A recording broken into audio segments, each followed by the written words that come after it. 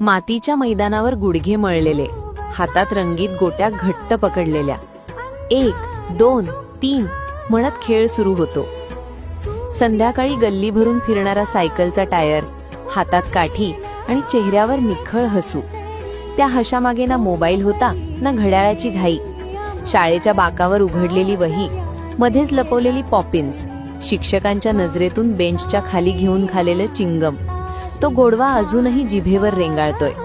सुट्टीत फिरणारी भोवरा, तो फिरताना सगळं जग थांबल्यासारखं वाटायचं.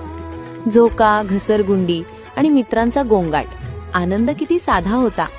आणि दिवसाच्या शेवटी 3 मित्र कड्यावर बसून, हातात थंड बाटली.